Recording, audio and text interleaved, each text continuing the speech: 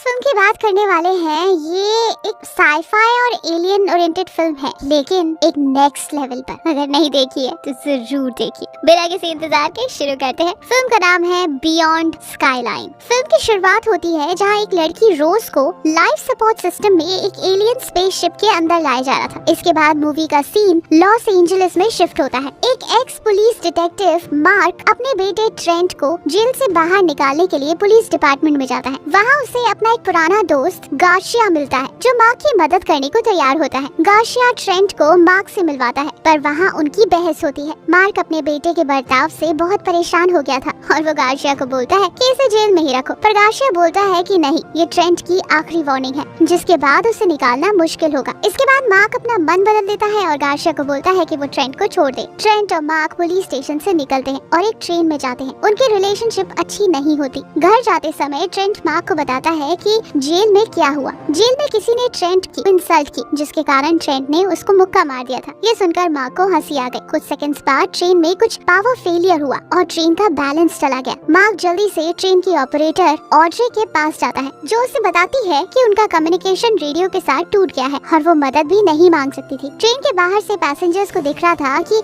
आसमान से कुछ ब्लू लाइट्स जमीन की तरफ आ रही थी। इसके बाद अचानक से ट्रेन को झटका लगता है, जिसकी वजह से सभी पैसेंजर्स घबरा जाते हैं। एंड्रे उन्हें शांत करने की कोशिश करती है। ट्रेन को रेडियो से एक मैसेज मिलता है और एंड्रे सबको बताती है कि उन ब्लू लाइट्स की तरफ कोई न देखे। ट्रेन रुक जाती है और सभी पैसेंजर्स इतने घबराए होते हैं कि वो ट्रेन से भागने को तय करते हैं। मार्क उन सभी पैसेंजर्स को रेस्क्यू करने के लिए ग्राउंड टनल से ले जाता है। वो सभी लोग एक सबवे स्टेशन पर पहुंचते हैं, जहां ट्रेंट देखता है कि एक ब्लू लाइट उन सब का पीछा कर रही थी। ट्रेंट उस ब्लू लाइट का पीछा करना शुरू करता है और उसके साथ एक औरत भी उस लाइट का पीछा करती है। उन दोनों की आंखें अचानक से ब्लू हो जाती हैं और वो दोनों ब्लू लाइट के कंट्रोल में आ जाते हैं और उसके पीछे चलना शुरू कर देते हैं। मार्क ट्रेंट को देखता है और उसे बचा लेता है। दूसरी तरफ गार्सिया पुलिस स्टेशन में परेशान होता है, क्योंकि पुलिस स्टेशन में सभी लोग मिसिंग थे। पूरे पुलिस स्टेशन में बस एक ऑफिसर थी, जिसका नाम जोन्स था। वो दोनों गन लेकर बाहर जाते हैं ताकि चेक कर सके कि आखिर हो क्या रहा है। जब वो दोनों बाहर निकलते हैं तो वो देखते हैं कि सभी लोग ब्लू लाइट की तरफ जा रहे थे। एक एलियन स्पेसशिप सभी लोगों को उस ब्लू लाइट की मदद से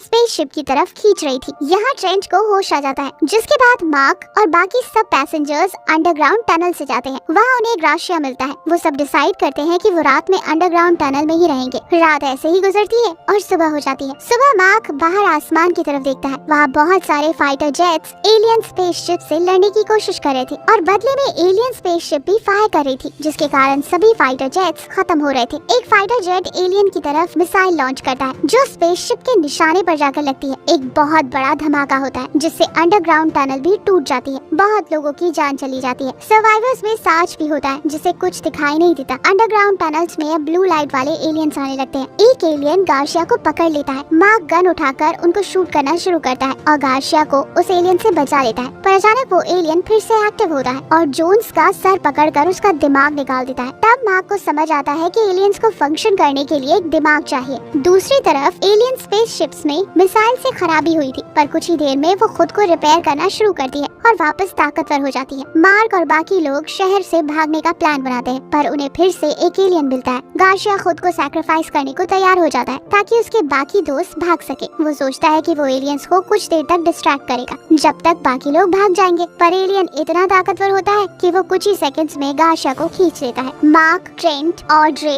और सार्ज एक पोर्ट पर पहुंच जाते हैं, जहां से वो शहर से निकल जाते हैं, पर वहां भी एक एलियन था। वो एलियन इन सबको एलियन स्पेसशिप की तरफ खींच लेता है। कुछ देर बाद मार्क जाग जाता है और देखता है कि उनके इर्द गिर्द बहुत लोग बेहोश पड़े हैं। वो सभी लोग स्पेसशिप के अंदर थे। वो वहाँ देखता है कि एलियंस एक एक करके इंसानों का दिमाग निकाल रहे थे और बॉडी बाहर फेंक देते थे। एलियंस की आर्म मार्क की तरफ आ रही थी और मार्क खुद को बचाने के लिए उसे शूट करता है। एलियंस का लीडर ये देख लेता है और वो डिसाइड करता है कि वो सभी लोगों को एक अलग वेसल्स में डालेगा। मार्क को वो एलियन आर्म पकड़ लेती है और उस वेसल से बाहर ले आती है। मार्क उस आर्म को शूट करता है, जिसकी वजह से मार्क एलियन के हाथों से छूट जाता है। मार्क अब स्पेसशिप से बाहर जमीन पर गिरने वाला था, पर उसकी टांग स्पेसशिप में अटक जाती है, जिसकी वजह से मार्क की जान बच जाती है। अब मार्क स्पेसशिप से लटका होता है और देखता है कि स्पेसशिप अलग अलग शहरों में जाकर लोगों को पकड़ रही थी। मार्क स्पेसशिप में जाने का फैसला करता है। वहाँ वो देखता है कि एक वेसल में बहुत सारी प्रेग्नेंट औरतों की डेड बॉडीज पड़ी हुई थी। उस वेसल में अचानक से एक ब्लू आंखों वाला एलियन आता है, जो मार्क पर हमला करने वाला था, पर उसी टाइम वहाँ एक रेड आंखों वाला एलियन आता है, जो मार्क को बचा लेता है और वो ब्लू आंखों वाले एलियन को मार देता है। है। मार्क उस अच्छे एलियन के पीछे जाता है और उसे वहाँ एक प्रेग्नेंट औरत एलैन मिलती है। एलैन की डिलीवरी का समय आ चुका था। वो रेड आंखों वाला एलियन असल में एलैन का बॉयफ्रेंड जारोड होता है। जारोड का दिमाग उसकी बॉडी से निकाल कर इस एलियन में लगा दिया था, लेकिन जारोड ने जब अपनी गर्लफ्रेंड एलियन को जिंदा देखा,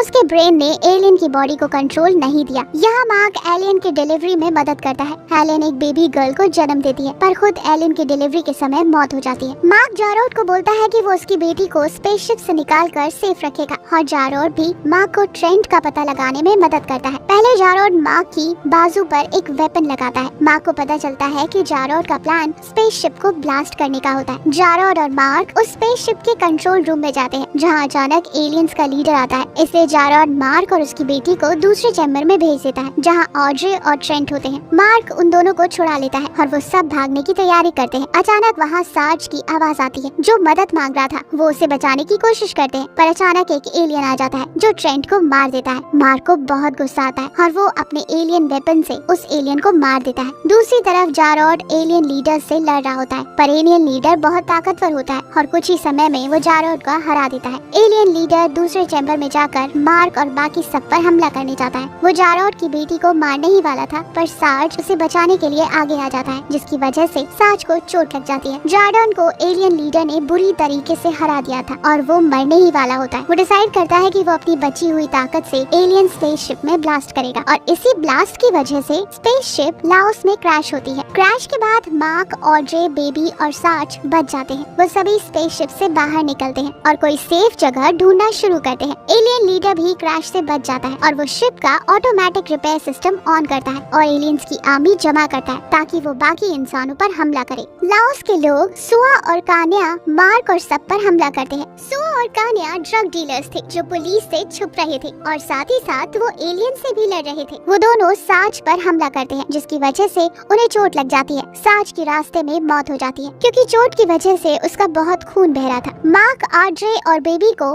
सुआ और कान्या एक हट के पास लाते हैं। इन दोनों को जब ये पता चलता है कि मार्क पुलिस में काम करता था, तो वो उस पर हमला करने वाले थे, पर मार्क उन्हें समझाता है कि वो एलियंस को मारने आया है और वो उनकी मदद करेगा। मार्क उन्हें एलियंस के बारे में सारी इन्फॉर्मेशन देता है। वो बोलता है कि एलियंस इंसानों का ब्रेन निकाल के खुद को जिंदा रख रहे थे, पर कुछ इंसानों के ब्रेन उन एलियंस की बॉडी को कंट्रोल नहीं करने देते, जैसे कि जारोड। अगले दिन मार्क नींद में होता है जब कोई उस पर गन पॉइंट करता है। सो जल्दी से उठकर उस आदमी को हरा देता है। दूसरी तरफ ऑड्रे देखती है कि वो बच्ची बहुत तेजी से बढ़ रही थी। इसके बाद सुआ और कान्या इन सब को छुपने की जगह पर ले जाते हैं, जो एक टेम्पल वट शिवा के पास होती है। वहाँ उन्हें एक साइंटिस्ट हार्पर मिलता है जो बेबी को चेक करता है। हार्पर बताता है कि वो बेबी एक एलियन हो सकती है क्योंकि उसके ब्लड का स्ट्रक्चर कुछ अजीब है। ये सुनकर कान्या बेबी पर हमला करने वाली थी, पर मार्क उसे रोक देता है। मार्क बोलता है कि शायद इस बेबी की मदद से वो लोग एलियंस को खत्म कर दे। हार्पर बोलता है कि ये बेबी जल्द ही मर सकती है क्योंकि ये बहुत तेजी से बढ़ रही है। उसे ब्लड ट्रांसफ्यूजन की भी जरूरत थी। मार्क बोलता है कि उसका ब्लड लिया जाए क्योंकि उसके हाथ में इन्फेक्शन हुआ था जब उसने वो वेपन पहना था। बच्ची का ब्लड ट्रांसफ्यूजन सफल होता है। अब वो काफी हेल्दी लग रही थी। इसके बाद कान्या को एक ब्लू अंडा मिलता है। हार्पर अब उस अंडे की जांच करना शुरू करता है। उस अंडे में ब्लू लिक्विड होता है और इस ब्लू लिक्विड से लाइट निकल रही थी, जिससे इंसानों का दिमाग कंट्रोल होता था। ये ब्लू लिक्विड इंसानों के डीएनए से मैच कर रहा था। हार्पर बताता है कि हजारों लाखों साल पहले इन एलियंस ने इंसानों को अर्थ पे प्लांट किया, जिसका मतलब ये था कि उन्होंने अर्थ पर अंडे रखे जिससे इंसान पैदा हुए और बाद में ये एलियंस एनर्जी के लिए इन इंसानों को मारने आते थे और इंसानों का ब्रेन निकालकर खुद जिंदा रहते थे। पर ह्यूमन एवोल्यूशन की वजह से कुछ ह्यूमंस का दिमाग एलियन की बॉडी को कंट्रोल नहीं देता है, जैसे जारोड। इसके साथ ही साथ उन्हें ये भी पता चलता है कि ये बेबी का ब्लड एलियन के ब्लड से सारी पावर खत्म कर रहा था। ऐसा इसलिए हो रहा था क्योंकि जब बेबी का जन्म स्पेसशिप में हुआ,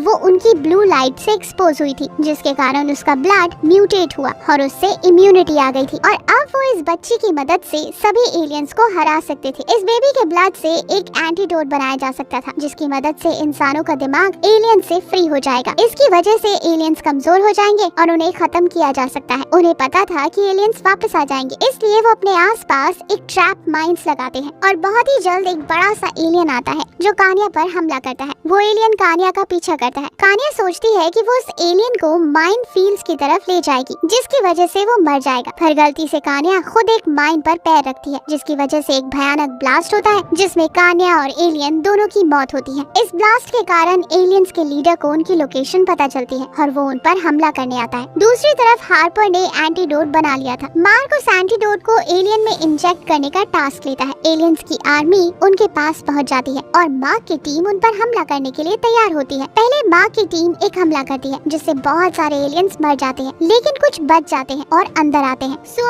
एक एलियन से लड़ता है और उसे जिंदा जला देता है। मार्क स्पेसशिप में एंटीडोट सीरम लेकर जाता है, पर उसे एक एलियन देख लेता है और उस पर हमला कर देता है। मार्क उसके साथ लड़ना शुरू करता है और उसकी रिंग उसके हाथ से निकल जाती है। वो एलियन रिंग देख कर रुक जाता है और खुद को कंट्रोल करने की कोशिश करता है। मार्क को तब समझ आता है कि इस एलियन में उसके बेटे ट्रेंट का दिमाग है। मार्क जल्दी से सीरम को स्पेसशिप के कैनन में डाल देता है, जिससे ब्लू लाइट रेड में बदल जाएगी और इंसानों का दिमाग एलियन की बॉडी से फ्री होगा। वहीं दूसरी तरफ हार्पर एंड्रयू की जान बचाते बचाते मर जाता है। एलियंस का लीडर वो कैनन देखता है और उसे डीएक्टिवेट करता है। कुछ ही देर में एलियन ट्रेंट आगे आता है और वो लीडर से लड़ने ही वाला था। वो छोटी सी लड़की कैनन के पास जाकर उसे एक्टिवेट करती है और ट्रेंट उस कैनन को एलियन लीडर की तरफ शूट करके उसे मार देता है। इस कैनन से एक बहुत भयानक रेड लाइट निकलती है, जिससे सभी एलियंस के अंदर के ह्यूमन ब्रेन्स फ्री हो जाते हैं, जिसका मतलब था कि उन इंसानों का ब्रेन वापस उनके कंट्रोल में आ गया था, पर उनकी बॉडी अभी भी